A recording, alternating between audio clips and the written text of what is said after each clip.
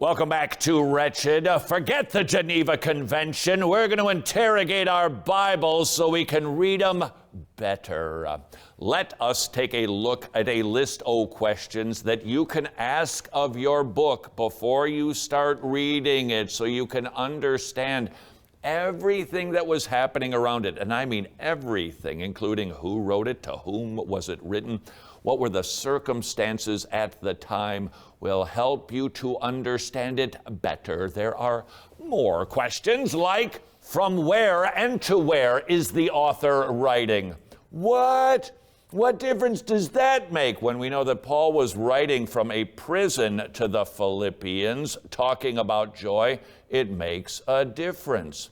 When we know that the Corinthian church was located in a very rascally part of the Mediterranean with all kinds of wickedness going on, with all kinds of paganism taking place, with all kinds of Diana worship, with cultic prostitutes in the temple. Yeah, that probably makes a little bit of a difference when you read 1st and 2nd Corinthians. Another question, number 4, when was this particular book written? What does that have to do with the price of tea in Texas on Tuesday? Potentially a lot. Was the book written before or after 70 AD? Why that number? Not because it's a lucky number, but because that is the year the temple fell. Well, that might change a few things when you read Jesus' words in the Gospels, talking about the destruction of the temple. It might mean a lot when it comes to fulfilling prophecies in 1st and 2nd Thessalonians. Knowing when the book was written, probably going to change your end times theology. Question number 5, what is the situation? Both parties, what were they going through? Number 6, understanding the times and history. So important. Were there pagan practices, slavery, no slavery? What were the general attitudes? Ask questions about slavery in the 1st century before reading the book of Philemon. What are you going to learn? Most people were in that state of service.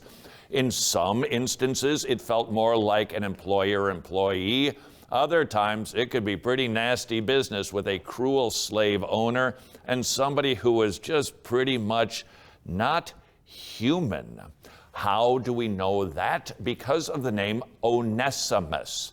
It simply meant useful one. It wasn't a personalized moniker recognizing somebody's humanity. It's just a useful one.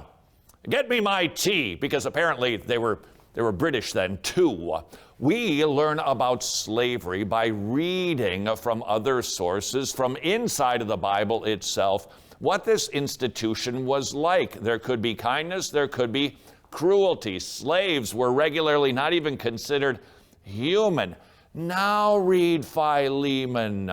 Paul is writing to Philemon, who apparently had some money and owned at least one slave, who had stolen some of that cash from him, and then ran away to go where? Rome, which is where most slaves would run for the sake of anonymity and not being returned to their masters. Who does he bump into there? That's right, the Apostle Paul. He gets saved, and Paul tells us that he really is a useful one. And now, Philemon, he's really going to be useful to you because he's your brother, so receive him. Why was that request necessary? Because a slave owner could have killed him just as quickly as he could have embraced him. And Paul says, your brother's coming home, and now he's really going to be useful to you.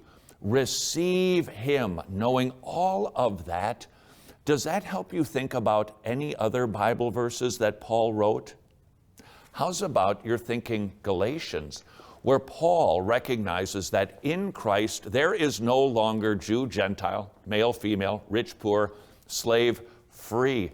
What were we seeing in Philemon? We were seeing Galatians 3 revealed in Technicolor.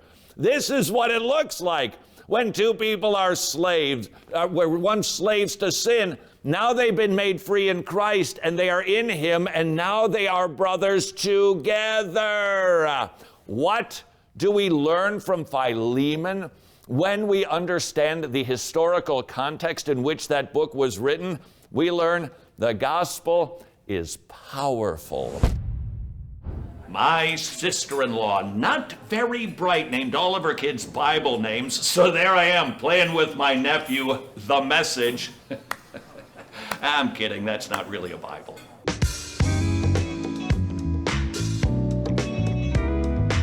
And that is why Samson was the best comedian in the Bible. He brought the house down.